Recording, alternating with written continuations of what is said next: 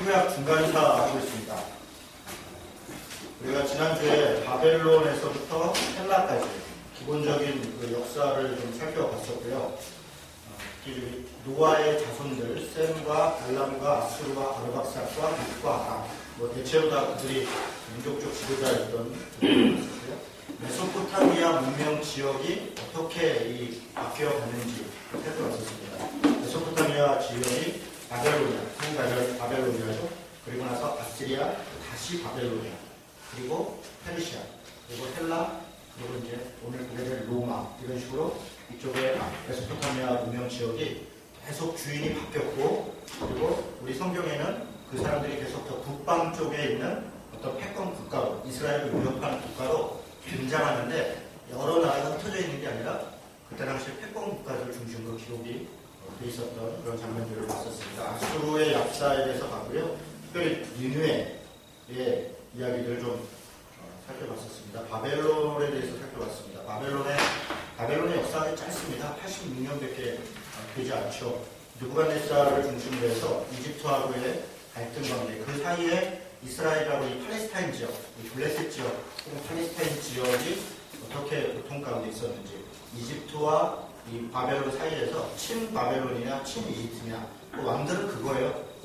친바벨론이냐 친이집트냐, 그거 가지고 계속 갈등을 했고, 선지자들의 메시지는 거기에 의존하지 말고 하나님 의존해라. 친바벨론이냐 친이집트냐가 중요한 게 아니라 하나님 앞에 어떻게 사느냐가 중요한 거다. 그게 선지서들의 메시지였습니다. 바벨론 성이 상당히 견고하고 크고 아주 강력한 성이었다는 말씀을 드렸습니다. 바벨론 이코로 세상 권력, 세상의 어떤 힘을 상징합니다. 이 구바벨론 때도 바벨 탑을 쌓아서 하나님을 대적했지만, 신바벨론 때도 그 바벨론 성 자체가 예루살렘을 멸망시켰던 바벨론이기 때문에, 그래서 이 하나님을 대적하는 어떤 세상 권력의 대표를 바벨론으로 봅니다. 그래서 신약성경이 여러 번 바벨론에 대해서 얘기해요. 이미 멸망했죠. 바벨론은 멸망했고, 그 다음에 페르시아, 헬라, 로마 이렇게 거쳐왔음에도 불구하고 신약성경은 여전히 바벨론을 얘기하고, 요한계시록도 바벨론을 이야기하는 겁니다. 그 이유는 견고했고 예루살렘을 멸망시켰던 그 역사 때문에 그들에게 있어서는 중요한 지점이었습니다. 페르시아 역사에 대해서 봤습니다. 퀴로스, 고레스 대제에 대해서 살펴봤는데, 특별히 고레스 칙령에 다니엘이 영향을 미쳤던 것에 대해서 좀 이야기를 했었습니다. 다리우스 스타페스라고 하는 사람이 인도에서 이집트까지 20개 행정구역을 구성하고, 이렇게 도로를 만들고, 우편 구조를 만들고, 정보기구를 만들고, 여러 가지 행정국가적 시스템을 만들었던 그런 왕이었습니다. 나중에 그 니에미야서에 보면 어떤 장면이냐면 120문도, 그러니까 120개 성을 얘기해요. 120개 성을 다스렸다. 그러니까 페르시아 황제가. 그게 그때는 이제 크세르크세스 때인데, 자기 아버지인 다리우스 스타페스가 20개 행정구역을 나누고 그것을 또 나눠서 120개의 도시로 만들었던 거예요. 그래서 결국 120개의 도시에 각각의 그 총독들이나 그런 사람들을 이렇게 파견을 했었습니다. 그래서 그런 장면의 흔적이 그 성경 안에 있습니다. 기타 아다사스다와 등등 페르시아에 대해서 이야기를 했었고요. 그리고 헬라에 대해서 이야기했습니다. 헬라, 특별히 마게도니아의 빌립이라고 하는, 필립이 필리포스예요. 우리 이제 성경은 되게 필립을 빌립이라고 해요. 빌립보라는 도시가 필리포스라는 이름이에요. 필리포스가 누구냐면 알렉산더의 아버지 이름이 필리포스입니다. 그러니까 지금 그러니까 신약 성경에도 마찬가지로 나와 있는 도시들은 대체적으로 왕 이름들을 갖다 많이 썼어요. 어제도 EBS에서 다큐멘터리로 로마, 바벨론 이후에 어제부터 했어요. 어제, 오늘, 내일 이렇게 3번에 걸쳐서 하는데, 오늘 저녁에 폼페이 하는 거죠. 폼페이가 폼페이우스 그 장군의 이름이죠. 그러니까 아이들하고 보면서 이게 폼페이우스 장군이야. 그래요? 이렇게 그 장군 이름을 딴 거예요. 그렇구나. 이렇게. 그러니까 다 이렇게 장군 이름들 혹은 왕 이름들을 땄죠. 마게도니아의 필리포스, 이 필립, 혹은 우리 이제 성경에는 이제 히브리식으로는 빌립이라고 해요. 빌립이 그리스도를 통합시켰고, 그리고 그 아들 알렉산더에게 물려줬죠. 근데 알렉산더가 그때 왕이 된 때가 나이가 20살밖에 되지 않았습니다. 그리고 불과 1년 만에 전쟁에 나가요. 전쟁에 나가서 11년 동안 전쟁을 하면서 여러 지역들을 계속 이쪽으로 오면서 뭐 마게도냐부터 시작해갖고 소아시아 지역, 뭐 이렇게 이쪽에 갈대리스 지역, 메소포타미아 지역, 팔레스타인 지역, 이집트까지, 그리고 정벌을 다 끝내고 이제 인도 쪽 지역으로 넘어가다가 이게 불과 11년밖에 걸리지 않았어요. 그러니까 거의 저항이 없었고, 당시에 저항이 없을 이유 중에 대표적인 이유는 페르시아의 부패입니다. 왕들이 아주 견고할 때는 제도적으로 분명하고 여러 가지 것으로 선정을 베풀었는데 점점 이제 권력이 안정화되면서 부패하죠. 왕이 부패하고 왕가가 부패하고 정치권이 부패하고 경제가 부패하고 백성들도 부패하고 부패하니까 결국은 이제 가난하고 고통받는 사람들만 어려운 거죠. 그런 가운데 외부에서 헬라에서 알렉산더가 들어왔을 때는 다 오히려 그냥 스스로 항복하는 그런 일들이 벌어졌습니다. 알렉산더 사후에 7년 동안 세력 다툼이 있었다. 이제 좀 중간으로 넘어가겠습니다. 오늘 강의로 들어갑니다. 오늘은 이 헬라 알렉산더 이후부터 해서 예수님 오시기 전까지의 중간 역사에 대해서 조금 살펴볼 텐데요. 지금부터가 중요한 내용들이 많이 있습니다. 기본적인 내용들을 좀 잘 이해할 수가 있는데요. 알렉산더 사후에 315년까지 4명의 부하 장수들이 7년 동안 세력 다툼을 합니다. 자기들 안에 이제 누가 권력을 잡을 건가. 그러고 나서 땅을 나누는데요. 이해 보시죠. 이 얘기는 이제 다니엘서 할 때도 제가 이야기를 드렸는데요.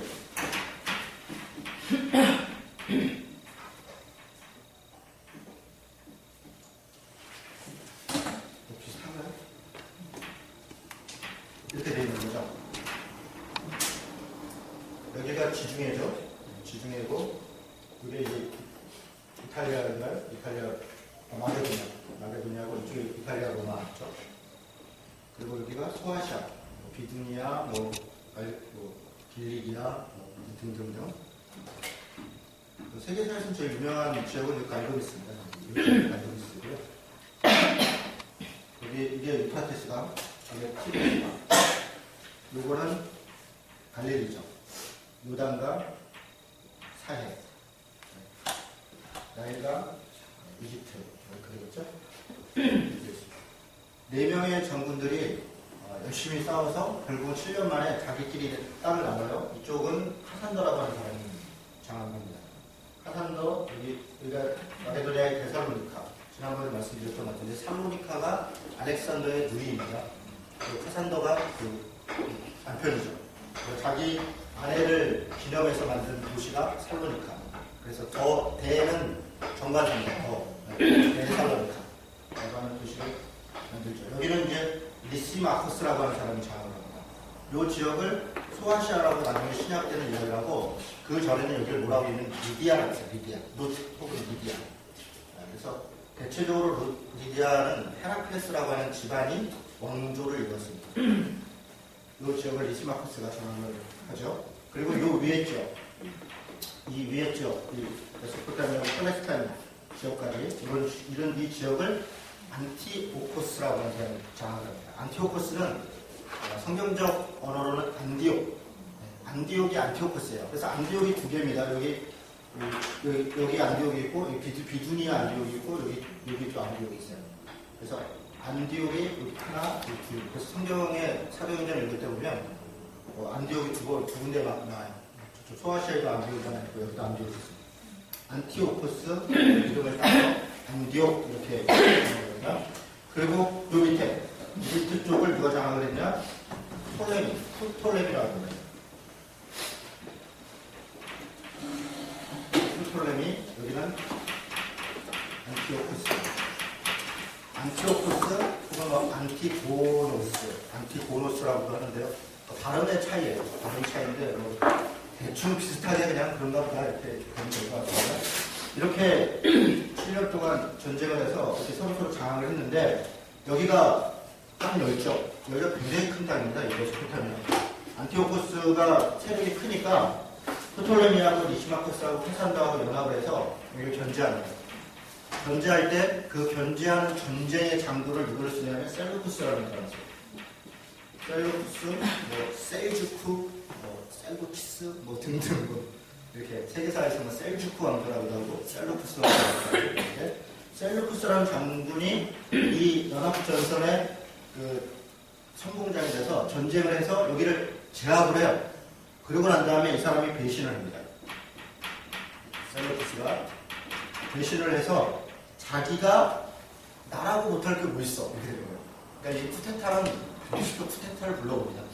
이 북왕국 이스라엘이 9번 쿠데타를 했잖아요. 우리 북왕국 이스라엘 역사 봤었죠. 양유다는 한 번도 없었잖아요. 그러니까 쿠데타는 또 쿠데타로 무너지게 돼 있어요. 그 역사적 정통성. 그래서 정치는 반드시 그 정당성이 중요합니다. 정통성이 중요하고 그래도 쉽지는 않아요. 그게 역사 속에 있죠. 어쨌든 뭐 부하 왕국 장군이 있는데 뭐 나라고 못해 이렇게 된 거예요. 그래서 셀루쿠스가 근데 이 사람이 영리합니다. 안티오코스 세력을 무너뜨리고 그냥 자기 셀루쿠스 왕조를 세우면 불안해요. 왜냐하면 안티오코스를 따르는 세력들이 굉장히 많거든요. 그러니까 어떻게 하냐면 여기랑 연합을 합니다. 그래서 사돈 관계를 맺어요. 집안 관계를. 그렇게 해서 왕조는 세계사 속에서는 셀루쿠스 왕조라고 그러는데 왕은 안티오코스 뭐 메세, 셀루쿠스 메세, 안티오코스 메세 이런 식으로 번갈아 가면서 하기도 하고 자기들 안에서 그 이름을 지을 때 아예 그렇게 이렇게 안티오코스 이름과 셀루쿠스 이름을 같이 지어요. 집안. 그래서 그렇게 평화를 이루고 그 세력으로 지켜냅니다.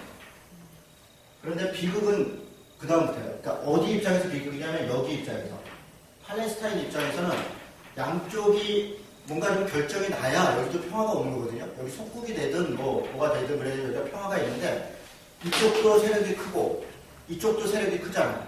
양쪽에 큰 세력들이 두 개가 있으니까 서로 끊임없이 전쟁을 합니다. 전쟁을 계속해요. 무려 얼마나 하냐면 150년 동안이나 전쟁을 합니다. 그래서 이 150년의 기간이 315년부터 해서 150년이면 얼마예요? 이게 160년, 그죠? 60 몇 년 정도까지 계속 전쟁이 있었다. 이게 중간사회에 있어서 가장 중요한 핵심적인 내용 중에, 그러니까 반통합이에요, 반통합. 중간사회의 반은 셀루쿠스 왕조와 프톨레미 왕조의 전쟁이냐. 이게 중간사회의 반입니다. 자, 다시 강의 하나 보십시오. 그 얘기를 써놓은 거고요. 거기에 셀루쿠스 왕조의 왕들을 쭉 정리해놨습니다. 그리고 그 옆에다가 다니엘서에 해당되는 그 장절들을 적어놨어요. 다니엘서 11장이 자신이 150년 전쟁의 이야기들을 이렇게 풀어놓은 거예요.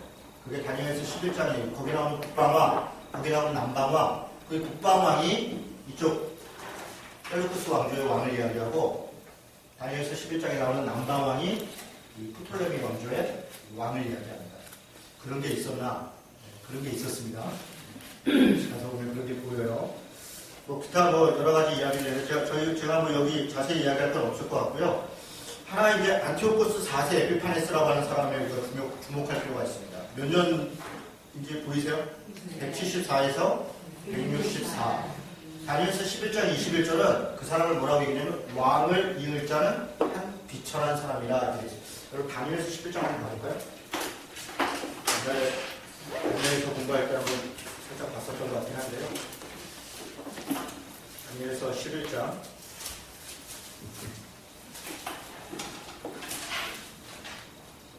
21절부터 보면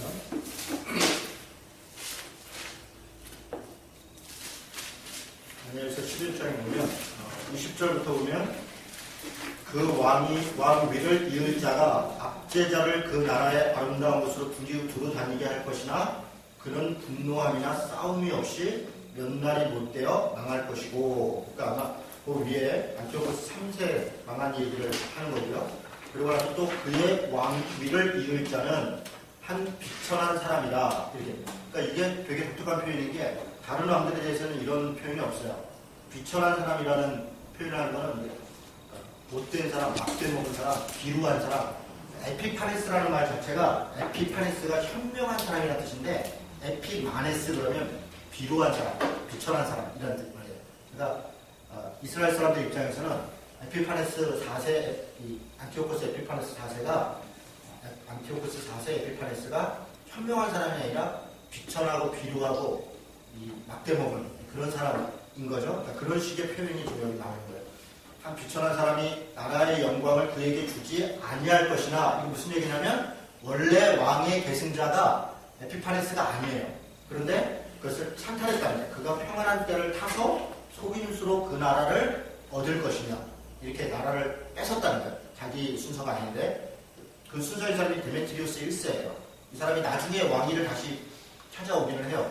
그런데 한참 걸리고 그때는 이미 나라가 거의 쇠퇴했대요. 그와 약조한 후에, 그러니까 22절 가보면 넘치는 물 같은 군대가 그에게 넘침으로 말미암아 패할 것이요 동맹할 왕도 그렇게 될 것이며, 그와 약조한 후에는 그가 거짓을 행하여 올라올 것이고 소수의 백성을 가지고 세력을 얻을 것이다. 그가 평안한 때에 그 지방의 가장 기름진 곳에 들어가서, 그때 가장 기름진 곳, 이거 예루살렘을 얘기하는 겁니다.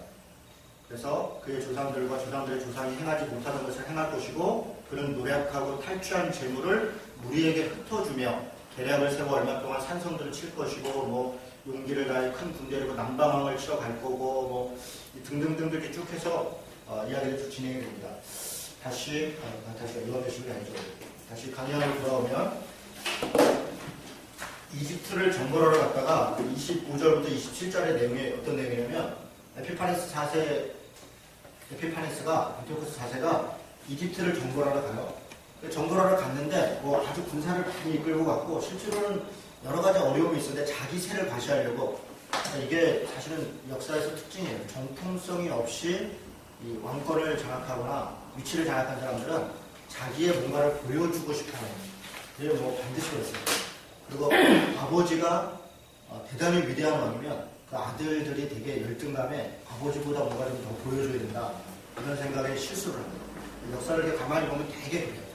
에피파네스도 그렇게 되는 거죠. 자기가 정통성이 없으니까 그것을 뭔가 세력을 확장하고 공을 세우는 것으로 자기를 보이려고 합니다. 그래서 이집트로 정벌을 가요. 이집트 정벌을 갔는데 이미 로마가 1, 2차 포에니 전쟁에서 한니발을 물리치고 키르키스 군대와 함께 이집트를 점령을 하고 있었어요. 이미. 그래서 몇 군데에서 전쟁을 하긴 했지만 실제로는 대패하고 다시 돌아가다가 그다가 문제가 돌아가다 분풀이를 어디다 하냐면 예루살렘에 가요. 이때. 근데 분풀이가 아주 극단적으로 합니다. 성전의 아폴로제, 그러니까 11장, 다니엘서 11장 28절에 보면 거룩한 곳에 가증한 것을 세웠다, 이렇게 되어 있습니다. 거룩한 곳에 가증한 것을 세웠다. 이게 사실 요한계시록인데 이걸 그대로 인용합니다. 그래서 거룩한 곳에 이 가증한 것이 서는 것을 보거든, 이렇게 얘기해요. 그게 여러 이제 종말과 관련된 말씀들을 할 때 거룩한 곳에 가증한 것이 설 때를 보거든, 이렇게 얘기를 하는데, 그 이미지는 다 에피파네스 때 했던 그 이미지입니다. 제우스 신상을 세우는데요. 근데 이게 참 의문이 있어요. 제우스 신상을 세울 때 유대인들이 가만히 있었겠냐? 그렇죠. 유대인들에게 있어서 신앙은 생명과 같은 건데, 예루살렘 성전문을 열고 거기다가 제우스 신상을 세우는데 그걸 왜 가만히 있겠어요? 근데 가만히 있었어요. 왜 가만히 있었냐면, 이 성문을 여는 사람이 메네라우스라고 하는 대제사장입니다. 대제사장이 문을 열어주면서 이 사람이 오히려 백성들을 그 전에 설득을 해요. 어떻게 설득하냐면, 제우스 신이 곧 하나님이다. 그러니까 제우스가, 그러니까 하나님이 세계를 다스리고 있는데, 그들의 논리라고 했어요. 하나님이 세계를 다스리고 있는데 하나님이 그리스 로마에서는 하나님을 제우스라고 부른다. 그러니 그가 우리 하나님이신데 그 신상을 세운 줄 뭐가 문제냐? 이미 전력이 있어요. 옛날에 이집트에서 섬겼던 이 아피스라고 하는 이 송아지를 하나님이라고 이미 섬겼던 것들이 있어요. 그러니까 형상을 만들고 그것을 하나님이라고 섬기려고 하는 것은 이스라엘 사람들이 있었던 어떤 욕망 같은 거예요. 하나님은 형상을 만들지 말라고 했지만 그들은 뭔가를 자꾸 만들고 그걸 통해서 하나님을 섬기려고 하는 욕망이 있어요. 메네라우스라고 하는 대제사장이 사실은 셀루쿠스 이 왕조에게 뇌물을 줘서 제사장이 된 사람이에요. 정통성이 없는 사람이, 이 사람도. 그러니까 이 사람이 에피파네스에게 잘 보이기 위해서 그런 논리를 만들고 백성들한테 그렇게 설명을 하고 그러니까 자기들 스스로 문을 열어요. 그래서 그 안에다가 제우스 신상을 세워요. 그때부터 비극은 시작된 거죠. 제우스 신상을 따르려면 이렇게 되는 거예요. 그렇죠? 제우스 신을 따르려면 이렇게 해야 된다. 그 내용들이 뭐냐? 율법을 폐하는 겁니다. 할례를 금지하고 돼지 뭐 이런 거 먹지 못하게 했었잖아요. 유대인들은 돼지 피를 뿌리고 돼지를 먹게 하고 그걸 따르지 않는 사람은 죽이고. 근데 그때 제사장들은 그걸 마땅하다고 생각하고 자기들만 살려고 그걸 관섭하지 않았어요. 비겁하죠. 참 이런 예나 지금이야 항상 이런 사람들이 문제 예나 지금이야. 그래서 엄청난 일들이 벌어지고요. 그걸 저항하는 사람들 1,000명을 마차로 갈아서 죽고 깔아놓고 그로 마차가 다니는 거예요. 그래서 죽이고 이런 것들이 그 역사에 기록이 다 되어 있습니다. 이때가 BC 168년경입니다.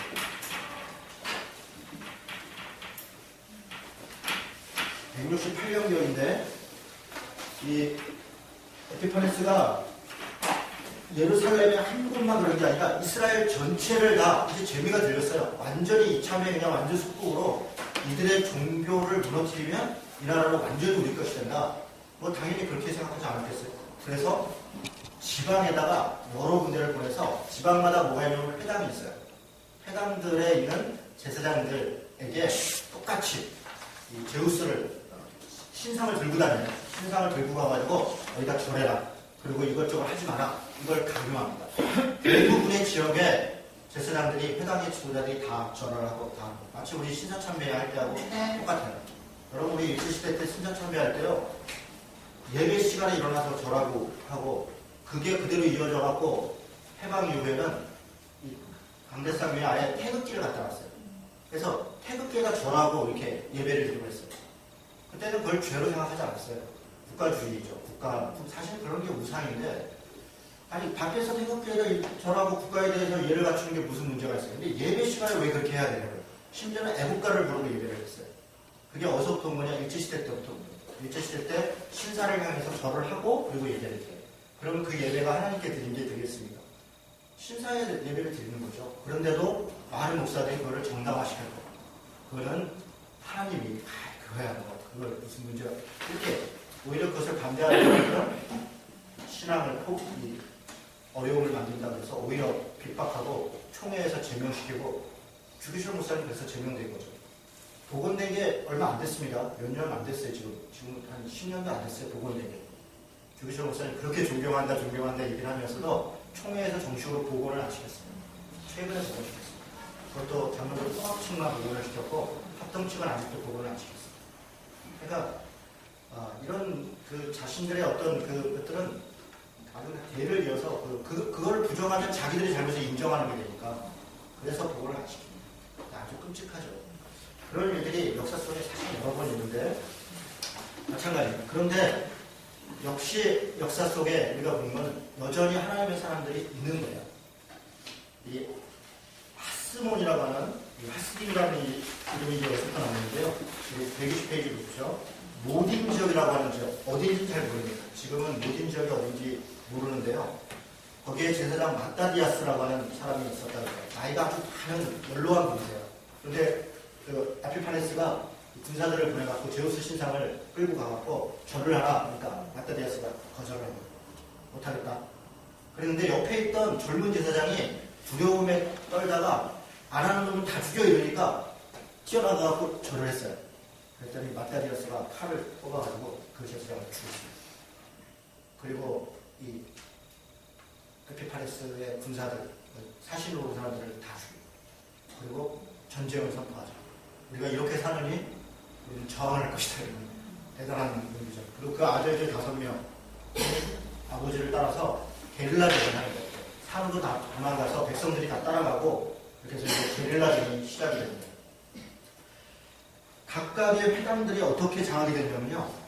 이 셀루쿠스 왕조가 이 팔레스타인의 그러니까 유대인들의 스평을 잘하는 게 뭐냐면 율법주의가 강하잖아요. 특히 바리새인들은 하시딤의 후손이거든요. 하시딤이라고 하는 게 뭐냐면 이 하시딤이라는 말이 에서 나왔어요.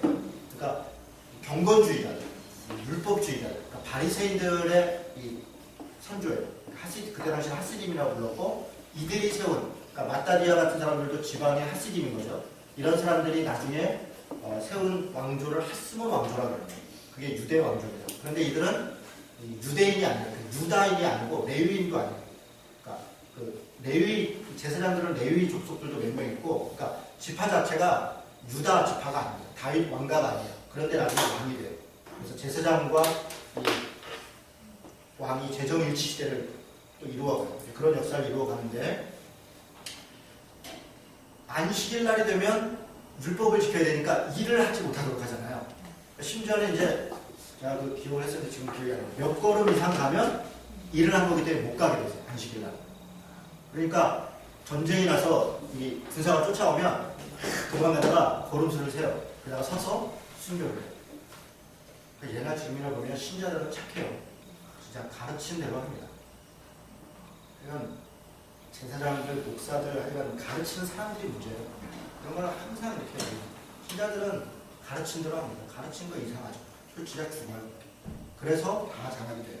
그런데 마따디아스하고 아벨들은 그렇게 하지 않습니다. 안식일날 하나님의 뜻을 이루고 그것을 이루는 게 무엇이 잘못이냐 이렇게. 그래서 안식일날도 공격해 오는데 역공을 해요. 그래가지고 대승을 합니다. 그러니까 마따디아스 이 자식들은 우리 입장에서 전혀 문제가 없죠. 유대교 입장에서는 지금도 논쟁이에요. 그래서 안식일을 범했네 안 범했네. 지금도 유대인 랍비들 사이에서는 이때 당시 이게 그래서 정통성이 없어서 하나님이 그래서 나중에 심판을 했다 이런 논리로 뭐 우리하고 전혀 상관이 없어요. 우리는 안식이 전혀 관계가 없기 때문에 그날 일하고 안 하고가 우리하고 전혀 관계가 없어요. 전혀 관계가 없다 이 말이 이상하게 들으십니까? 여러분 우리 안식일날 뭐 옛날에는 우리 뭘 먹으면 되네 안 되네, 돈을 쓰면 되네 안 되네, 그 기독교에 사실 전혀 관계가 없는 거예요. 간단하게 얘기해서 안식일은 우리에게 어느 한 날이 아니에요. 모든 날이에요. 안 먹으려면 다 먹지 말아야지 뭐 일요일만 안 먹어요. 우리가 안식일 지키는 것도 아닌데 우리는 주일을 지키는 것, 주의 날을 기념해서. 만약에 지난번에 말씀드렸지만 일요일날 국가에서 일요일을 쉬는 날이 아니라 앞으로 수요일날을 공휴일로 정한다. 그러면 그거 저항할 필요 전혀 없어요. 수요일날 예배하면 돼요. 또 왜 일요일날 하냐? 모이기 편해서 모이는 거예요. 다 쉬는 사람들이 많으니까. 그쵸? 네. 혹시 이해가 되는 분이 있으십니까? 아니면 뭐 안식일을 지키시던가요? 토요일날 지키셔도 되고요.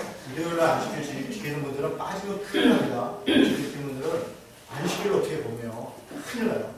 주일은 조금 빠져도 돼요. 뭐 주일 빠진다고 뭐 지옥 가고 그런 거 없어요. 안식일 빠지면 지옥 갑니다. 할례를 안 받고 안식일을 안 지키고 11조를 안 하고, 이게 당시 율법이에요. 율법을 안 지키는 건 구원을 못 받습니다. 그러니까 유대인들에게는 그래요. 근데 우리에게 있어서는 율법을 안 지키는 건 구원과 관계가 없어요. 그러니까 이걸 여러분 잘 이해해야 돼요. 우리는 이것을 성령의 은혜로 우리가 자발적으로 지키고 그것을 그 이상을 하려고 애쓰는 것이지, 그거 자체가 우리에게 있어 신앙의 절대적 기준이 아니에요. 그러니까 여전히 우리는 거기에 많이 인식하는 거죠. 그리고 가만히 보면 또 어떤 건 지키고 또 어떤 건 안 지켜요. 일관성도 없고.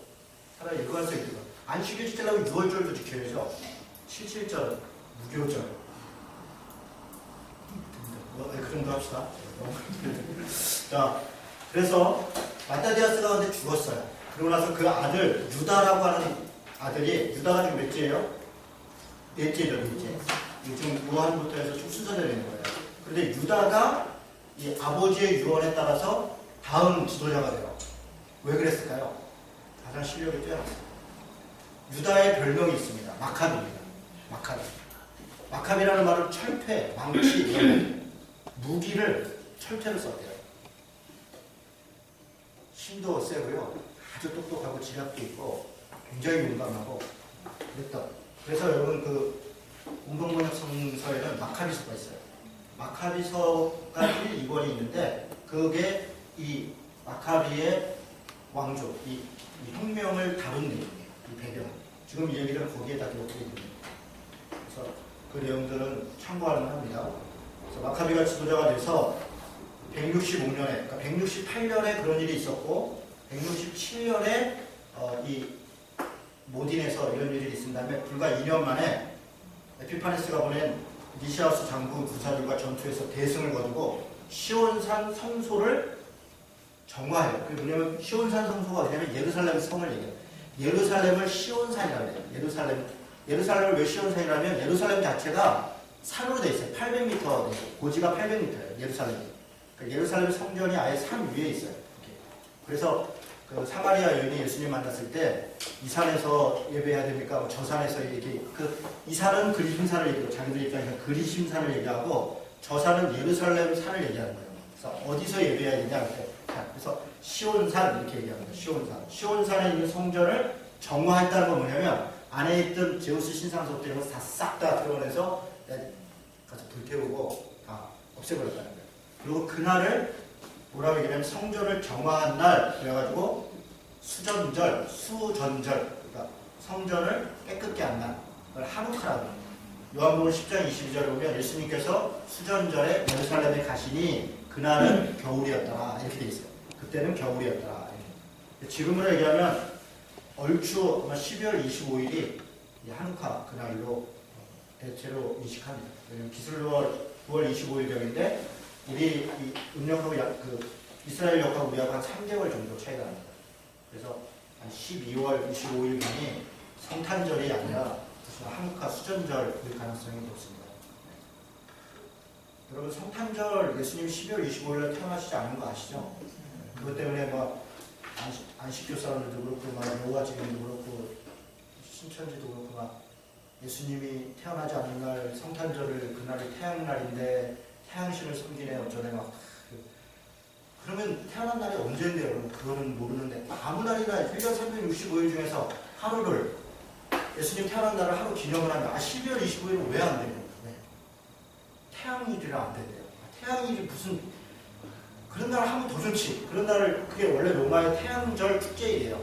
그때 그걸 성탄절로 바꾸면 오히려 태양을 섬기는 게 아니라 예수님을 축제하는 날로 문화적으로 바뀌는 거예요. 그게 소위 문화사역 아니에요. 문화사역. 그런 거를 왜 뭐가 문제예요 도대체. 그러면 딴 날을 하든가. 그럼 언제 할까요? 그럼 그건 또 어때요? 그런 거에 뭐 신경 안 써도 됩니다. 대충 뭐 그런 거. 자, 그럼 계속 가겠습니다. 파르티아의 전쟁에 나섰던 안티오코스 4세가 병으로 죽었습니다. 164년입니다. 리시아스 장군이 회군하면서 예루살렘 지도자들에게 율법을 회복하고 자유롭게 살게 해주겠다고 제안을 합니다.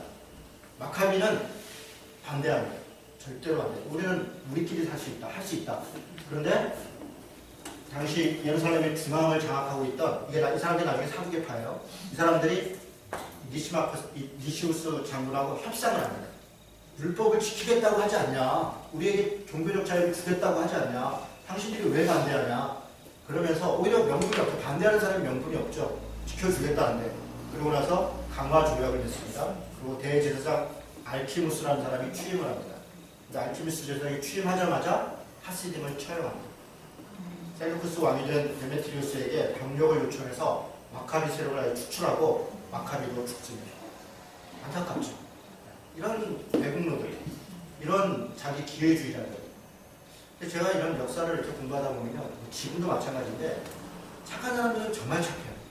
그러니까 착한 사람들은 명분을 따져야 되고 무엇이 옳은가를 봐야 되고 옳은 대로 해야 돼요. 손해를 보더라도. 악한 사람들은 진짜 악해요. 그냥 악한 짓을 하고 성경 구절을 이용해서도 악한 짓을 하고 다른 것까지 끌어와서 악한 짓을 하고 자기의 목표를 위해서 각종 것들을 다 끌어다가 아주 악하게 해요. 그런데 착한 사람들은 너무 착해서 스스로 다 포기를 해요. 하나님이 알아서 하시지. 그거야 뭐. 그래서 저는 착한 사람도 좀 악할 필요가 있겠다. 착한 사람들이 좀 단호해야 돼요. 근데 물론 착하게 해야 되고 정당하게 해야 되지만 때로는 용기가 없고 때로는 내 손해를 볼 것을 그냥 그렇게 이렇게 하는 경우도 있어요. 저는 좀 나쁜 놈이죠. 사실. 나쁜 짓 하는 사람들이 저를 되게 불편해요. 왜냐면 제가 보통 착한 사람들이 하는 패턴을 안 따르거든요. 저는 보통 착한 사람이 하는 행동을 안 따릅니다. 보통 착한 사람들은 교회 앞에서 피켓을 안 들어요. 어떻게 하나님의 교회 앞에서 피켓을 들고 시위를 하냐? 제가 피켓을 들고 가서 시위를 했습니다. 2000년도죠. 아마 제가 처음으로 교회 앞에 피켓을 든 사람이거든요. 충영교회 앞이었는데요. 네. 안 돼. 비 오는 날 청년들 24명하고 가서 쓰자마자 10분 만에 초토화 됐어요. 그 교회 장로님, 권사님, 전도대 여전 사람들이 막 봉고차로 들어와가지고 막 머리끄댕이 잡고 끌려다니고 10분 만에 초토화 됐어요. 그게 교회사 속에 기록이 될 일이에요. 교회 앞에서 처음 피켓을. 저는 교회 앞에서 단식을 합니다. 3일씩 금식해요. 한기초 회차라고 제가 그 3일 금식했고요.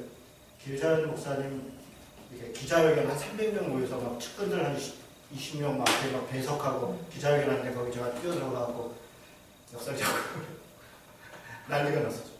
그러니까 보통 나쁜 사람들이 생각할 때 착한 사람들은 그냥 저기서 기도만 하고 그냥 항의하고 그냥 갈 것이다 라고 생각하는 것을 저는 그 이상을 합니다. 그래서 저를 보면 굉장히 불편해하죠. 굉장히 불편합니다. 소송도 불쌍해요. 나를 자르면 나는 반드시 소송한다. 제가 우리 학교에서 학내 문제 때문에 이사장이 저한테 제 등에다 십자가를 들고 쫓아오면서 막 어쩌고 저쩌고 하시고 올 때 내가 딴소리 한마디 했어요. 저를 자르십시오. 저는 반드시 다시 돌아갑니다. 저는 이 학교에서 졸업합니다. 이사장님이 제가 졸업할 때까지 모든 악행을 중단해라. 실제로 그렇게 했어요. 제가 졸업하자마자 참사가 일어났죠. 저는 악하거든요.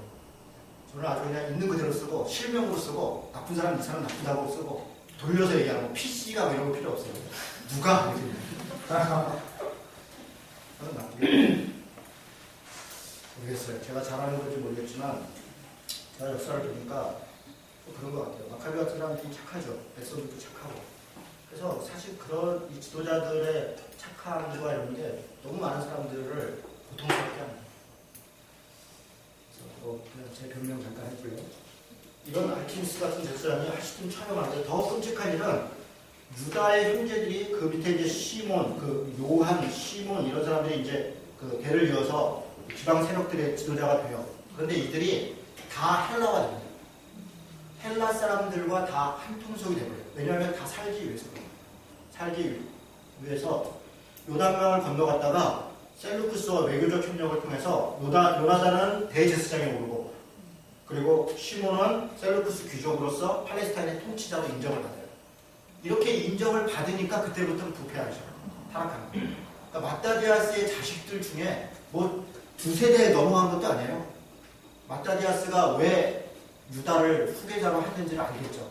이 시몬과 요한 이런 사람들은 인물이 아닌 거예요. 이런 사람들한테 지도자를 하면 바로 들러넣어요. 유다 일층은 강직한 거죠. 그래서 바로 그 다음 세대에 이미 자기들 권력을 나눠놓습니다. 시몬 때부터 유대 지도자들에 의해 정식으로 하스몬 왕가라고 하는 이름의 왕가가 시작됩니다. 시몬과 두 아들이 자기 사위한테 살해당하고 셋째 아들 요한 히르카누스가 왕이 돼요. 근데 이거 잘 보세요. 이름이 뭐냐면 히르카누스예요. 이거는 헬라식 이름이에요. 아리스토블루스 뭐 이런 식의 이건 다 헬라식 이름이에요. 스스로 헬라식 이름을 마치 일제시대 때 우리가 창씨개명한 것처럼 스스로 헬라식 이름을 가져가요. 여러분들 이게 좀 아미러니한 게 있어요. 그 정도예요. 요한 히르카누스가 왕이 돼요. 요한 히르카누스는 셀루쿠스에 종속되었고 하시딤은 바리세파로. 그러니까 여기서 얘기하는 하시딤은 지방에 있는 그런 이 경건주의자들은 바리세파로, 헬라주의자들은 사두개파로 양분이 됩니다. 여기서 얘기하는 헬라주의자들은 예루살렘 성전을 중심으로 권력을 장악한 제사장파들을 얘기해요. 이들이 사두개파가 돼요. 사두개라는 말이 사독가이라는 말이에요. 사독가이. 가이라는 거는 그 친구, 뭐 수선 이런 말이잖아요. 사독의 자손들 이런 말. 그러니까 옛날에 다윗왕 때 제사장이 둘이 있었어요. 사독하고 아비아달. 아비아달은 압살롬 나중에 저기 아도니아 반역할 때 붙었다가 처형당했어요. 사독만이 유일하게 남았습니다. 그래서 다윗 때 대제사장 사독을 잇는다 그래서 이들이 그들의 혈통적 후손인지는 몰라요. 사실 그렇지 않다고 생각해요. 그런데 다윗 왕가를 그들의 모델로 생각하기 때문에 다윗 때 제사장인 사독을 우리가 잇는다 그래서 자신들을 사두개, 사독가이라고 스스로 명하는. 그래서 중앙 대제사장파들이 사독가입니다. 요한 히르카누스는 사두개인을 자처했어요. 당연하죠. 이 사람은 왕이기도 하고 중앙의 제사장이죠. 그러니까 중앙파죠. 그리고 헬라에 충성을 하죠. 요한 히르카스는 영토 확장 정책을 합니다. 전쟁을 벌여요. 그리고 이두메라가 합니다. 이두메가 어디냐면요. 잘 보세요. 이두메는 우리 옛날 구약에 다시 돌아가면 여기가 암몬, 여기가 에돔, 여기가 모압, 여기가 에돔, 그렇죠? 그런 데가 블레셋, 위에가 두로와 시돈 이런 거잖아요. 그리고 아람, 이쪽으로 쭉 가서 아시리아, 바벨론 이렇게 되어 있잖아요, 그죠? 이게 구약의 주변 국가예요. 여기 이집트, 요 에돔이 이두메입니다. 에돔이 이두메. 나중에 이름이 이렇게 바뀌는 겁니다. 여기를 공격을 해서 점령을 합니다. 점령을 했으면 그냥 속국을 삼으면 되는데 요한 히르카누스가 자기를 좀 과신하려고 어떻게 했냐면 어차피 이들이 이제 에서의 후손이잖아요. 그래서 에서의 후손은 우리랑 같은 하늘 쪽이다. 이래가지고 다 나서 할례를 합니다. 할례를 했다는 것은 유대인으로 삼았다는 거예요. 그래서 이들을 유대인으로 컨트롤 합니다. 이렇게. 그때 당시에 왕이 안티파스라는 사람이에요. 이두메의 왕. 이 사람이 예수님 시대에 이야기하는 그 헤롯, 그러니까 예수님이 태어났을 때 그를 죽이라고 2살 이하는 다 죽여라 명령했던 그 헤롯을 대헤롯 혹은 헤롯 대왕이라고 해요. 왜냐하면 그 다음에도 헤롯이 많이 나오는데 자식들이에요. 그런데 그 다음 헤롯들은 한 사람이 여기를 장악한 게 아니라 나눠 가졌어요. 나눠. 자식들한테 나눠서 통치하게 했어요. 그래서 뭐 헤롯 안디바, 뭐 헤롯 빌립보, 뭐 헤롯 안티파스, 뭐 헤롯 아그리파, 뭐 이렇게 다 틀려요. 그런데 그냥 우리 복음서하고 사도행전은 그냥 다 헤롯 이렇게 해버리니까 헷갈려요. 이 헤롯이 누구고 저 헤롯이 누군가. 근데 뭐 꼭 그것을 정확히 알 필요는 없어요. 근데 어쨌든 이런 배경만 이해하면 돼요. 대헤롯, 헤롯 대왕.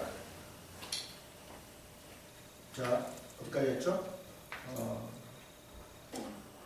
어디까지 한 거예요? 안티파스. 유두메와. 예, 안티파스. 헤롯의 할아버지였어요. 그래서 히르카누스는 죽고 자녀들은 완전한 헬러식 교육을 받았어요. 스스로. 여러분 이게 불과 보세요. 104년이잖아요. 아까 우리 167년, 165년에 이 수전절 있었다 그랬잖아요. 불과 50년 만에 한 세대예요. 한 세대. 불과 한 세대 만에 완전히 복속됐어요. 자기 할아버지는 그걸 저항하다가 전쟁을 하다가 죽고 그래서 자신들이 정치적 세력을 얻어서 자신들이 그것 때문에 왕가를 이루게 되었는데 그렇게 생긴 왕가는 아이러니하게 자기들이 저항했던 그 헬라적 문화를 스스로 받아들여요. 스스로. 그러니까 안타까운 일이죠.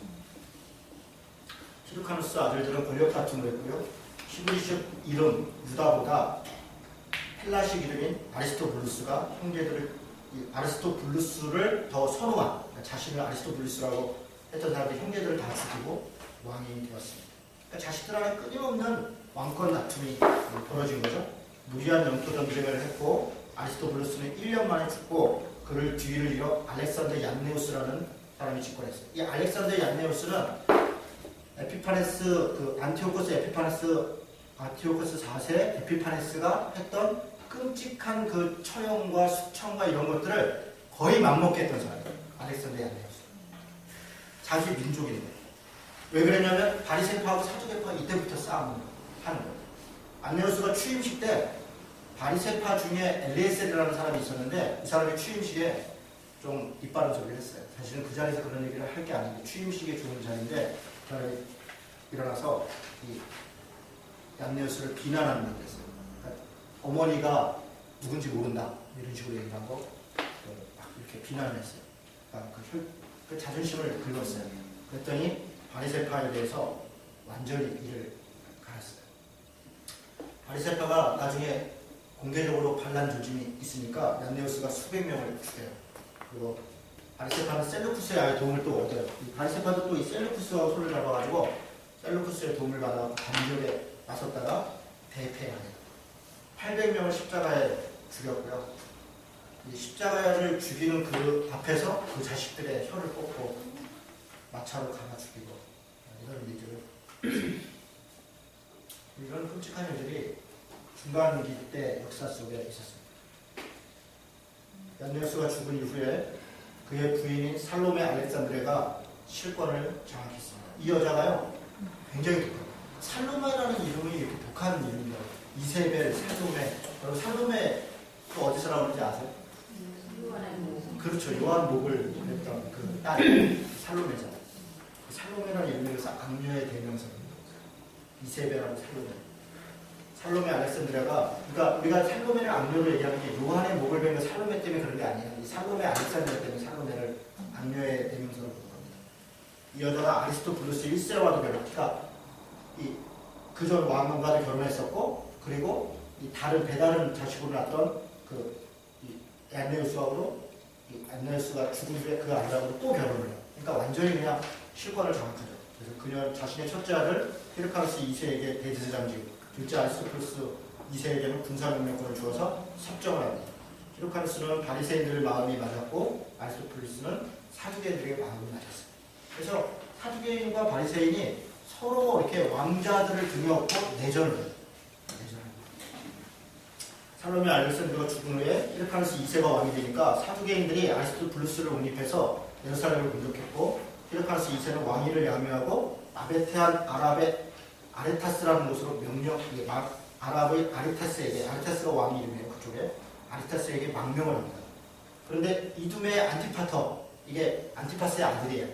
이 사람이 히르카누스를 부추겨가지고 다시 공격하자, 내가 도와주겠다, 해보자. 그래서 공격하고 그 일로 인해서 난리가 납니다. 근데 이런 과정들이 벌어지는 과정에서 폼페이우스라고 하는 장군이 등장해요. 로마의 당시 로마가 3두 정치를 합니다. 줄리어스 시저, 크라수스, 폼페이우스. 이 세 사람이 3두 정치를 하면서 이들이 외부로 나가서 전쟁을 계속하고 영토를 확장하는 게 자기를 증명하는 거예요. 그러니까 아주 이 세 명의 왕이, 이 세 명의 장군들이 열심히 나가요. 그리고 안에서는 원로원들이, 사실 원로원 정치에 이용당한 면도 있어요. 이 장군들이 열심히 나가고 돌아오면 또 내보내고 이런 식이에요. 그런데 폼페우스도 이쪽을 계속 장악해 들어가고 있었어요. 폼페우스가 이쪽 병역을 계속 장악해 들어오고 있을 때 이런 일들이 벌어지니까 헤롯이, 이 안티파터가, 헤롯 안티파터가 폼페이우스에게 붙습니다. 그리고서 사발사발해서 폼페이우스를 끌어들여요. 폼페이우스도 그래? 그러면 뭐 낼름 들어가지. 그렇게 해서 이 내전에 간섭해서 히르카누스 2세를 지원하고 석 달 만에 예루살렘을 에워싸고 석 달 동안 1만 2천 명의 유대인을 학살하고 BC 63년에 히르카누스 2세는 유대의 왕으로 다시 돌아옵니다. 이 과정에서 이두메의 안티파터의 정치력이 아까 말씀드린 것처럼 이렇게 발휘가 돼서 이 헤롯 집안이 로마와 결탁하기 시작한 최초의 사건이 이때 벌어진 겁니다. 뭐 하스만 왕가에 대해서 조금 있습니다. 쉬었다가 로마 헤롯 가문에 대해서 이야기하도록 하겠습니다. 잠깐 쉬었다 하겠습니다. 그래서 제자훈련은 되게 그런 거잖아요. 하나님은 누구십니다. 로마와 헤롯 가문 얘기하겠습니다. 지금 로마가 개입을 했습니다. 근데 사실 로마의 개입은 로마가 직접적으로 무슨 목적을 갖고 개입한 게 아니라 로마는 계속 확장 정책을 하고 있었고, 그리고 이 팔레스타인 지역의 하스몬 왕가는 헬레니즘 문화를 받아들인 다음에 자기들의 정권과 권력을 유지하기 위해서 내부적 이렇게 싸움을 하면서 외부 세력들을 끌어들이는 거예요. 이두메의 세력, 혹은 뭐 이집트의 세력, 그러면서 뭐 셀루쿠스의 세력도 끌어들이고, 그러다가 심지어는 로마 세력까지 끌어들여서 내부적 권력 싸움을 하는 과정에서 외부를 끌어들여요. 여러분 이게 계속 반복입니다. 사실 구약성경에도 계속 이집트 세력, 또 마케도니아에 있는 바벨론이나 아시리아 세력들을 끌어들여요. 그런 과정에서 그들이 멸망하고 그들이 문제가 되지, 가만히 있는데 공격하면 사실 하나님이 다 도와주셨습니다. 이 구약의 역사를 가만히 보면요, 가만히 있는데 외부로 공격한 것들에 대해서는 거의 하나님 그걸 약속을 다 지키시고 그들을 지키셨고 보호하셨다고요. 그런데 왜 멸망의 길로 가냐면 자기들이 살겠다고 자기 권력을 위해서 다른 걸 끌어들이잖아요. 그것 때문에 원래 자기들 내부적으로 문제가 발생하고 그걸로 인해서 멸망하고 그것 때문에 고통을 당해요. 그리고 원망은 또 누구를 하냐면 하나님께 하는 거죠. 사실 그것이 구약성경의 반복이고 신구약 중간사에도 그 역사가 반복되고 있는 것입니다. 자, 당시 로마는 줄리어스 시저, 폼페이우스, 크라시스가 이 캐사르인가요? 이 사람이 캐사르라고 했죠? 그쵸? 캐서르요? 캐사르가 크라시스죠. 예? 시저요. 줄리어스 시저랑 예, 캐사르예요. 예. 그렇군요. 제가 그래서 캐사르가 발음이 크라시스인가? 카이사르, 캐서르, 시저 다. 카이사르구나, 이 사람이. 카이사르. 알겠습니다. 전문가가 또 계셔서 줄리어스 시저, 폼페이오스, 카이사르 3주 정치를 시행했는데 줄리어스 시저 죽고 카이사르가 실권 잡았다가 그 유명한 브루투스 너마저 이런 걸 해서 카이사르도 암살당하고 이런 일이 있었다는 거죠. 파르티아가 예루살렘 쳐들어와서 아리스토블루스 2세 아들을 왕위에 올리자 안티파터 아들 헤롯이 로마로 도망을 갔습니다. 근데 여기서 참 특별한 일이 벌어져요. 이 안티파터가 이 아들 헤롯이 로마로 도망을 갔는데 로마에 가서 아주 정치를 잘해요. 그 헤롯은 그냥 타고난 정치꾼이에요. 그래서 막 뇌물을 주고 막 신임을 얻고 그렇게 해요. 그때 로마가 네가 유대인의 왕이다 딱 선언을 해요. 그게 37년이에요. 이 숫자들을 기억해 줄 필요가 있어요. 63년에 폼페이오스에 의해서 예루살렘이 멸망했고 37년에 헤롯을 유대인의 왕으로 임명해요. 그래서 헤롯을 왕 얘기할 때 항상 37년 얘기를 하는 거예요. 실제 왕이 된 건 아니에요. 근데 로마가 왕으로 임명했고 그리고 나중에 헤롯 로마가 지원해서 헤롯이 예루살렘을 장악합니다. 그래서 로마가 인정한 그 37년부터 자신은 왕이 됐다 이렇게 얘기합니다. 그리고 언제까지 했냐면 BC 4년까지 했습니다. 근데 이 4년을 기억해 둘 필요가 있어요. 왜냐하면 대체적으로는 역사가들은 BC 4년 4월 1일 날 헤롯이 죽었다 이렇게 얘기를 합니다. 마태복음을 잠깐 보겠습니다. 오랜만에 마태복음 2장을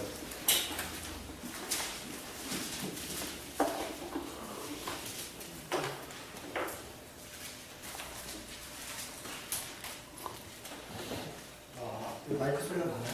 네. 납니까? 네. 자, 마태복음 2장에 보면 2장 15절 보세요. 헤롯이 죽기까지 거기 있었더니 이렇게 되어 있죠. 누가? 예수님이. 어디에 있었다는 거냐면 이집트에 있었다는 거예요. 이집트에. 그러니까 동방박사들이 찾아왔고 헤롯에게 어쩌고저쩌고 얘기를 하니까 너희들이 인사하고 돌아오면서 나한테 얘기해라. 동방박사가 꿈에 하나님께서 돌아가지 마라. 그리고 그들은 자기 길로 돌아갔어요. 그 얘기 그런 이야기들을 동방박사부터 듣고 요셉과 마리아가 아기 예수를 데리고 이집트로 망명을 하는 거예요. 도망을 갔어요. 그리고 헤롯이 죽기까지 거기 있었더니 이렇게 되어 있어요. 그리고 19절에도 보니까 헤롯이 죽은 후에 주의 사자가 애굽에서 요셉에게 현명하여 이제 돌아가라. 그래서 그들이 돌아가서 베들레헴으로 가지 않고 나사렛으로 갔더라. 이게 지금 마태복음 얘기입니다. 그러면 예수님의 태어난 게 지금 역사가들이 대체적으로 BC 4세기 4월 1일 정도에 헤롯이 죽었다 그러면 예수님이 우리가 BC와 AD를 예수님의 탄생으로 얘기하는 거잖아요. 비포 크라이스트고 이건 아노 도민입니다. 이거는 라틴어고 이거는 영어인데 예수님 이전 시대고 아노 도민이라는 말은 우리 주님의 시대라는 말이에요. 우리 주님의 시대. 그래서 우리는 AD 0년 그래서 AD 1년부터 이렇게 해서 0년이 예수님의 탄생일로 이야기를 하는데 역사를 보면 아닌 거잖아요. 그죠? 최소 4년 이전, 그래서 6년까지. 왜냐면 2살 이전에 갔고 헤롯이 죽은 동안 이집트에서 얼마나 있었는지 정확치 않아요. 그리고 헤롯이 2살 이하를 죽여라 그랬으니까 2살 어간 정도의 차이를 봅니다. 그래서 아마 BC 6년에서 4년 이때 예수님이 태어나셨을 것이다. 이렇게 봅니다. 됐죠? 그런 지점들을 잠깐 정리할 필요가 있고요. 자, 로마는 옥타비아누스와 안토니우스가 권력 다툼을 벌이죠. 클레오파트라가 개입이 되죠. 그래서 안토니우스와 클레오파트라가 빠져가지고 옥타비아누스가 실권을 장악하죠. 옥타비아누스는 초대 로마 황제로 등극하면서 자기 이름을 아우구스투스로 바꿉니다. 아우구스투스라는 말은 현명한 자, 현자 이런 뜻입니다. 그래서 성경에 가이사 아구스도가 영을 내려 인구를 조사할 때 그 가이사라는 말이 시저랍니다. 시저, 가이사 이게 왕의 호칭입니다. 이름이 아니라 가이사의 것은 가이사에게 그래서 가이사 이건 가이사야죠 원래. 그러니까 그러니까 왕의 호칭이에요. 그러니까 아우구스투스 왕 이런 말입니다. 그래서 가이사 아구스도 성경에 나오죠. 헤롯 대왕은 대대적으로 토목공사를 시행합니다. 그러니까 아우구스투스도 헤롯 대왕을 그대로 인정을 하고 유대의 왕으로, 근데 왕이지만 독립적 왕은 아니에요. 호칭이 왕이지만 로마의 속국이에요. 그런데 헤롯을 통해서 통치를 하는 거죠. 대대적 토목공사를 시행했고요. 기념비적인 건축물들을 엄청나게 남겼다고 합니다. 유대인의 환심을 사기 위해서 세금을 3분의 1로 감해줬고요. 예루살렘 성전을 제거했어요. 이게 중요합니다. 그가 왜 예루살렘 성전을 제거했냐면 자기는 이방인이잖아요. 이두메인이잖아요. 그런데 유대인이 된 거고 유대인이라는 명목을 가지고 로마의 환심을 사서 유대 지역의 왕으로 인정을 받았잖아요. 그런데 백성들은 좀 긴가민가 하는 거죠. 그래서 백성들의 마음을 사기 위해서 그가 한 일이 성전을 짓는 겁니다. 성전을 지으면 아, 저 사람이 우리 편이구나. 저 사람도 하나님을 섬기는구나. 우리가 성전을 열망했는데 그걸 따르는구나. 짓때 엄청나게 집니다. 어마어마하게 집. 어느 정도 걸리냐면 BC 18년에서 AD 64년까지 걸렸으니까 이게 몇 년이에요? 거의 한 80년? 그렇죠? 그러니까 왕복을 64년에 했어요. 거의 이 정도 가까이를 지을 정도로 엄청나게 지었어요. 어저께 우리 그 다큐멘터리 로마에서 콜로세움 지을 때 7년 걸렸다 그랬죠. 4층짜리 엄청난 규모의 7년밖에 안 걸렸다는데 성전 짓는데 엄청나게 이렇게 오래 걸렸죠. 대단하게 지었고, 근데 물론 규모도 컸지만 민심을 얻기 위해서 일부러도 그렇게 했어요. 성전을 짓는 거를 통해서 이 사람들에게 그러니까 되게 지혜로운 거죠. 정치를 잘하는 거예요. 사람들이 성전에 목을 내잖아요. 그러니까 그 성전 짓는 동안에 결집되고 그냥 그래요. 그래도 성전을 하니까 그렇게 해서 성전을 지었답니다. 그런데 이 성전이 64년에 완공된 게 언제 무너지냐? AD 70년에 무너집니다. 불과 6년 만에. 예수님은 예루살렘 성전을 들어갈 때 제자들이 그래요. 제자들이 예수님 그 성전 보세요. 엄청 멋있죠? 근데 그들의 말은 무슨 의미냐면 성전이 이렇게 훌륭하고 화려한 우리 하나님도 이렇게 훌륭한 분이시고 정말 이 성전이 이 정도면 되게 거룩하고 견고한 좋은 거죠. 이런 의미로 얘기를 해요. 예수님은 콧바퀴가 아니죠. 성전을 보느냐? 저 성전이 돌 위에 돌 하나 위에 남지 않고 다 무너질 것이다. 내가 성전 되었다 이렇게 얘기해요. 예수님이 자신이 성전. 그러니까 사람들은 눈에 보이는 성전을 성전으로 생각하고 그것으로서 자신들의 뭔가를 드러내고 싶어하고 하나님 됨을 증명해 보이려고 하지만 예수님은 그런 거에 별로 관심이 없으세요. 예수님은 자신이 사람들이 성전이다. 지금 고통받고 있는 그때 당시에 그 사람들이 성전이라는 거예요. 사람들에게 똑바로 하지 않으면서 저 화려한 성전에 가서 뭐 하는 거 그게 무슨 의미가 있냐 그런 얘기를 하는 거예요. 지금도 마찬가지죠. 헤롯을 따르는 사람들은 헤롯 성전에 관심이 있는 거지만 하나님을 온전히 따르는 사람들은 성전에 관심이 있는 게 아닙니다. 사람에게 관심이 있는 거예요. 하나님의 형상인 사람. 자, 헤롯 대왕은 죽으면서 팔레스타인을 자신들의 아들들에게 나누어줍니다. 분봉왕으로 삼습니다. 헤롯 빌립이죠. 헤롯 빌립이 갈릴리 북쪽, 안티파스, 헤롯 안티파스입니다. 갈릴리 지방과 베레아, 그리고 아켈레오, 또 이두메 지역과 사마리아, 또 사도행전에 나오는 아그리빠와 밀셈 이런 사람이 있는데 이것은 그 안티파터의 아들 중에 이 헤롯 말고 파사엘이라고 형제입니다. 헤롯의 형제인 파사엘의 아들들이 아그리빠라는 이름을 썼습니다. 사도행전에는 아그리빠 1세, 아그리빠 2세가 또 등장합니다. 그래서 그런 이름들이 그런 배경에서 나타났구나 이렇게 보시면 되겠습니다.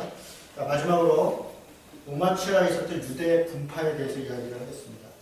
당시 로마는 그럼 어떻게 되어 있었냐? 왕권은 헤롯이 갖고 있죠.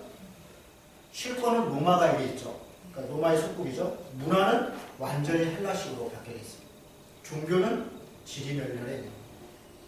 그리고 종교 지도자들은 헬라의, 로마의, 그리고 헤롯에 다 복속해서 그냥 충성하고 적절하게 자기들의 이익을 얻으면서 그렇게 살고 있었습니다.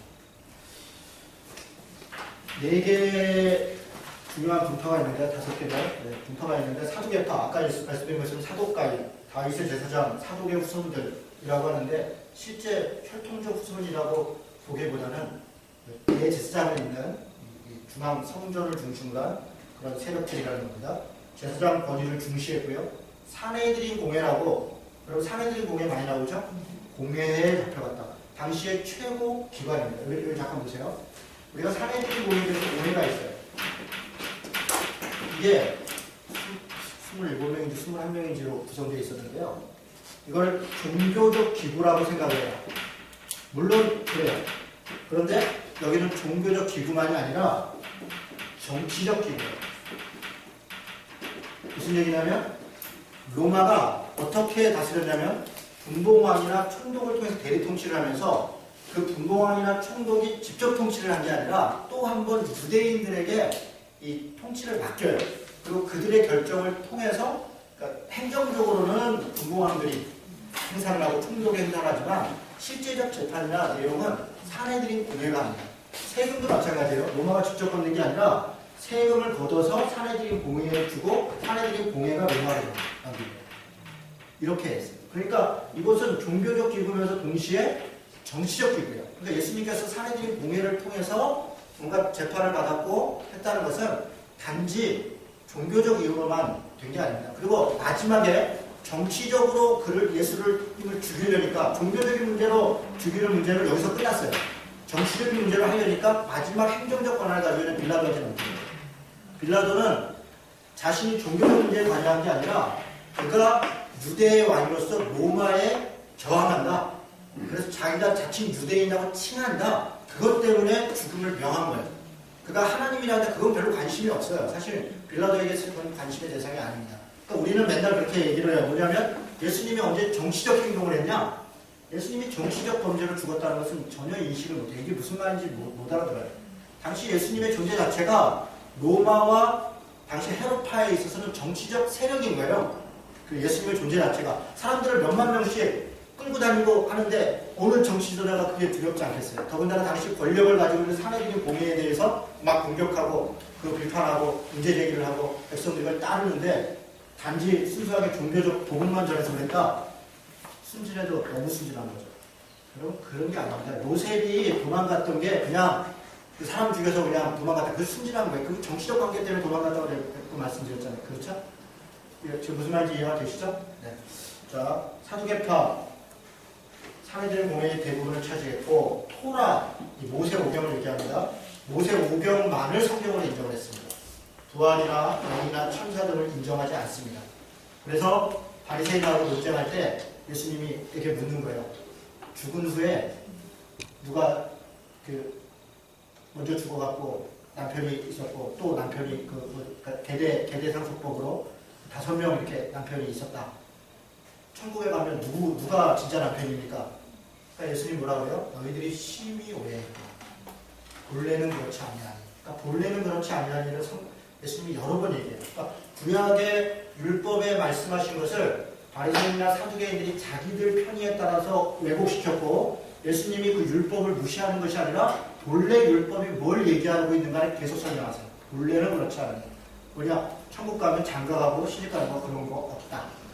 그러니까 누구 아니냐 그런 질문 자체가 쓸데없는 질문이라는 그런 얘기. 근데 그런 논쟁이 왜 있냐면 바로 이런 사두개파나 바리새인들 같은 사람들은 그런 거 따지느라고 시간 낭비한다. 율법적으로 뭐가 옳으냐, 뭐는 어떻게 되냐 이것 따지느라고 정신없이 보냈고 실제로 그때 당시에 고통받고 어려움당하고 있는 사람들을 돌보는 일에는 아예 관심이 없었어요. 예수님이 그걸 답답해요. 율법의 적용에 대해서. 더 황당한 얘기는요.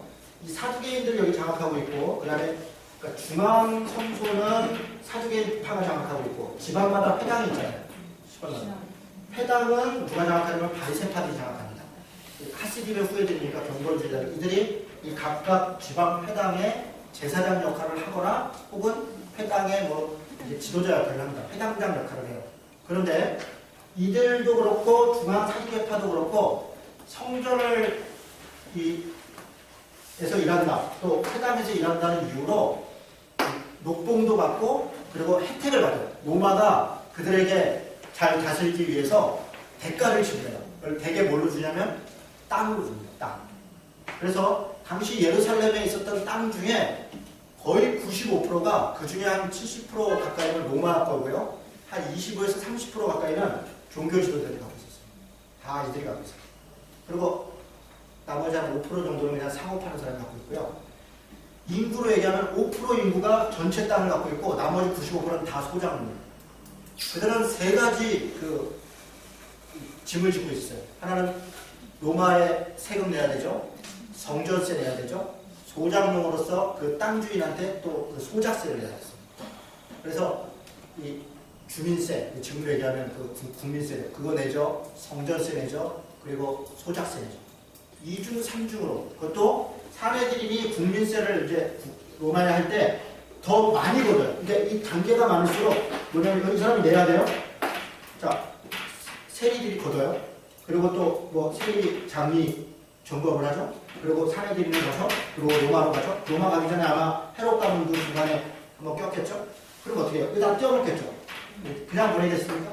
그러니까 이 사람이 열을 내면 하나 떼먹고 하나 떼먹고 두 개 떼먹고 하나 떼먹고 15시간. 그래서 실제 세금은 요만큼인데 이렇게 많은 걸 내야 되는 중간에 거기에 이 사내들인 고개도 한몫을 했습니다. 이런 상황이에요. 그리고 자기들이 하고 있는 그리고 이 소장에서 또 떼어먹고 심지어는요 이들이 제사를 준비하잖아요. 그러면 예수님이 왜 성전을 뒤집어 엎었냐면 여기 잘 들으세요. 성전에 제사를 지내려면 제물이 있어야 되잖아요. 제물이. 내가 예루살렘인데 제물을 가지고 오던가 아니면 와서 사야 되죠. 근데 와서 살려면 당시에 동전이 뭐냐면 아람 사람들은 아람 동전을 썼고 대부분은 다 로마 돈을 썼어요. 로마 돈에는 가이사, 이 가이사 아우구스토의 얼굴이 있었어요. 그러니까 이 돈으로 제물을 사는 것은 부정하다. 하나님께 그렇게 드릴 수 없다. 그래서 어떻게 했냐면 돈을 환전을 했어요. 이때 환전할 때 그 환전한 돈도 예루살렘 유대 동전이 따로 있는 게 아니라 사실 아람 돈을 썼어요. 아람 돈. 아람 돈을 바꿔주면서 그냥 바꿔줘요?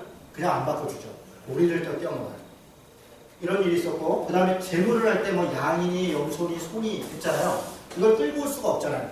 그러니까 와서 사잖아요. 근데 이 제물을 어떻게 하냐면 이 제사장들이 이 사두개파들이 감람산 여기에다가 농장을 만들었어요.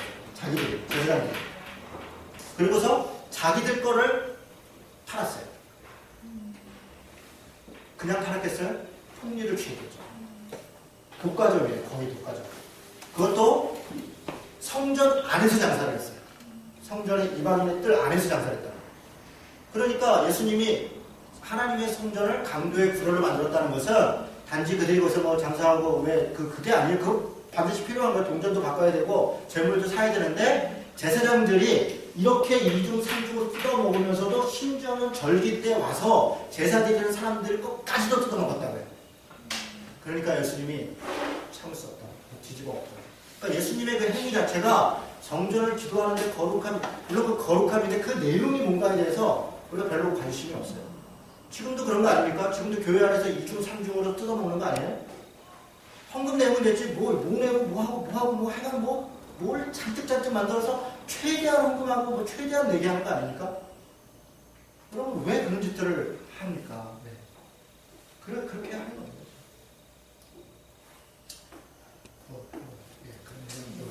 사두개파 이런 게 좀 이해가 되시죠? 네, 이런 배경들을 우리가 알아야 됩니다. 그래서 사두개파들은 현세적이고 물질적이고 가시적인 복을 추구했어요. 바리새파들은 어땠습니까?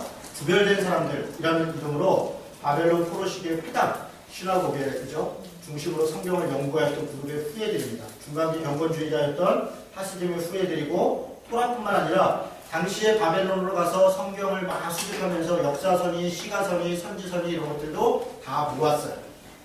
그것을 연구하고 공부해 보니까 하나님의 뜻이 거기에 다 있더라. 그래서 그것들도 중시했습니다. 지방 회당을 중시했고 그러면서도 철저한 율법주의를 주장했습니다. 그래서 율법을 만들고 미시나니 이런 것들을 탈무드니 여러 가지 율법을 더했어요. 그래서 613가지나 되는 율법을 만들었어요. 에스레파, 하시딤의 후예들이에요. 똑같죠? 바리새인하고. 이들은 현실이 너무 싫다. 나는 그냥 세상 싫고 헤롯도 싫고 누구도 싫고 다 싫다. 그래서 그냥 우리끼리 살자. 그래서 그들은 수도원파예요. 소위. 당시에 사막 지역에 그들끼리 모여 살면서 그냥 이렇게 경건주의. 그 사람들은 쿰난이라고 하는 공동체를 이루었고 나중에 쿰난에서 쿰난 사건 같은 거 만들어져요. 세례 요한이 이 에스레파 출신일 것으로 아마 인식을 합니다. 그래서 경건주의 운동, 금욕주의, 쿰난 공동체, 아주 금욕을 철저히 금욕주의를 합니다. 이렇게 해서 지냈습니다. 그런데 예수님께서 에스레파에 대해서 아예 언급도 안 해주셨어요. 나중에 이 광야에 가 있는 사람들에 대해서 아주 질책을 하시는 장면이 한 장면이 나오는데요. 현실 세계가 어렵다고 해서 그리스도인들이 우리끼리 모여 사는 걸 하나님 기뻐하시느냐? 천만에. 요한복음 17장에 보면 하나님이 예수님이 뭐라고 하시냐면 하나님이 나를 세상에 보내신 것 같이 나도 저들을 세상 가운데로 보냅니다. 그러니까 저들을 세상으로부터 불러냈어요. 이렇게 아웃 오브 더 월드에서 하나님이 나를 보내신 것처럼 나도 저들을 세상 가운데로 인투 더 월드 시킵니다. 세상 가운데로 보냅니다. 우리는 세상 가운데서 살아가는 사람들이에요. 어렵지만 그 가운데에서 하나님 나라를 살고 이런 우리가 회피해서 어디 수도원에 살고 뭐 이렇게 우리 그렇게 부름을 받은 사람들이 아니에요. 근데 우리 안에 이제 현실이 어려우면 도피하려고 하는 마음이 생기죠. 그것들을 사실 경계할 필요가 있습니다. 에세네파, 헤로파는 뭐 헤롯을 열심히 지지하고 로마에 충성한 사람들이 있죠. 언제나 있죠. 언제나 있습니다. 그런데 헤로파들 그 사람들 그분들과 셀로파가 셀로딘 시몬이라 이런 기억나세요, 여러분? 예수님의 12제자 중에서 셀로딘 시몬이 있어요. 그 사람이 뭐 어떤 사람인지는 잘 정확히 나오진 않지만 셀로딘 시몬. 이 사람이 셀롯이라는 말이 열심이라는 거예요. 열심이다. 이 사람은 어떤 열심이니까 헤롯에 대해서 저항운동을 하는 사람이에요. 물리적 저항운동을 합니다. 이 사람은 마카비의 후손들이에요. 그리고 옛날에 비느하스가 민수기에서 그 광야에서 그 나쁜 짓 하는 사람들을 창으로 찔러 죽였던 그 열심을 갖던. 그래서 이 사람들이 실제로 자기는 비느하스의 후손이다 이렇게 얘기를 해요. 비느하스의 후손이다. 열심단들이에요.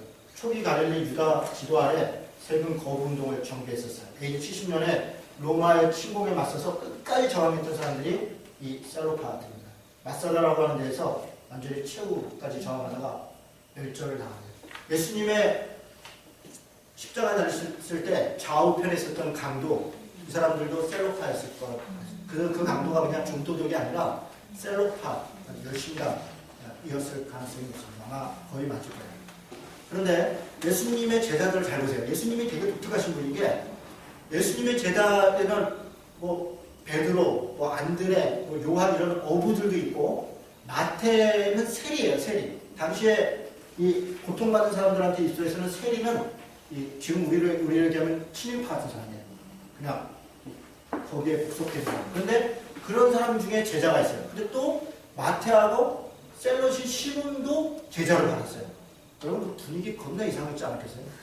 셀롯 시몬은 마태만 보면 그냥 저거 여자 같으면 저 한 칼인데 마태가 그래서 마태복음 쓸 때는 자기 얘기를 거의 안 써요. 실제로 그냥 레위 마태 그냥 이렇게 약간 3인칭 정도 이렇게 뭐 잘난 체를 거의 할 수가 없어요. 셀롯 시몬 같은 애를 눈 부릅뜨고 있어갖고 저거 걸리면 죽는다. 내가 막 예수님들을 할 수 없이 너랑 같이 있지. 너는 아주 내 칼에 뒤져. 뭐 이런 정도예요. 근데 예수님은 이런 사람들 다 예수님한테는 개파가 없습니다.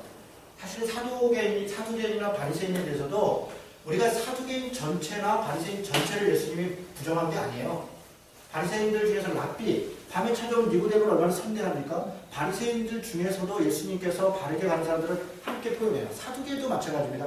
회당장 야이로, 회당장 세리장 삭개오 차별하지 않습니다.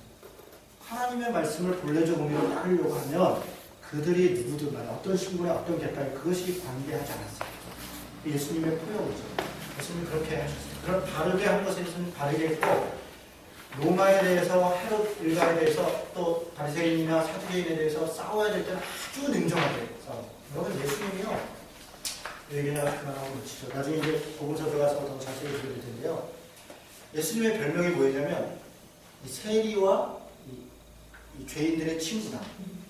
이 먹보다 술꾼이고 먹보다.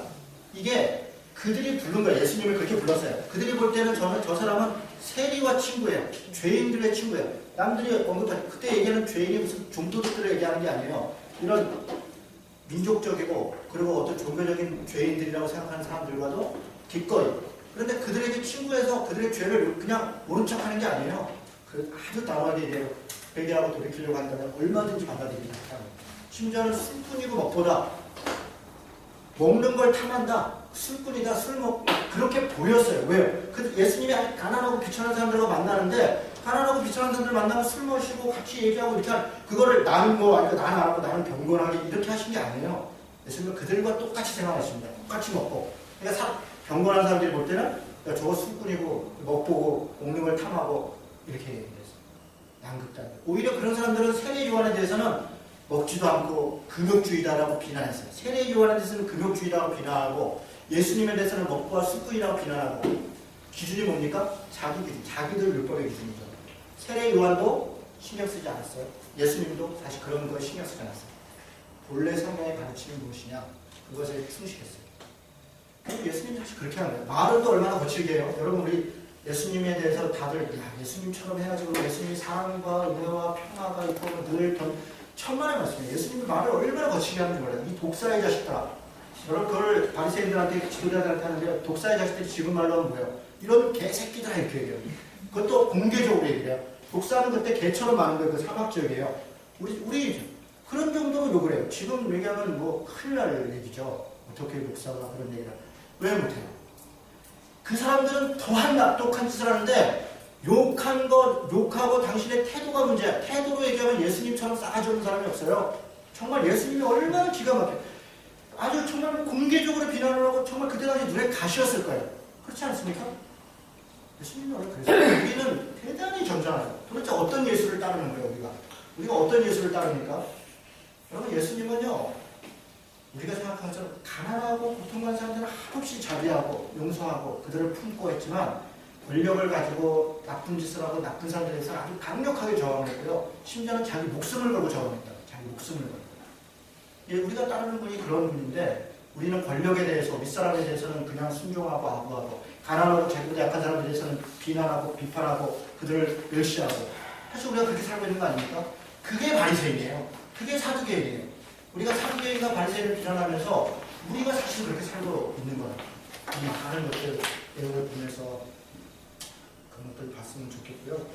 제가 다음 주부터는 이제 사복음서를 주요 내용을 살펴볼 텐데요. 다음 주 마태복음서부터 공부해 나가도록 하겠습니다. 이상입니다.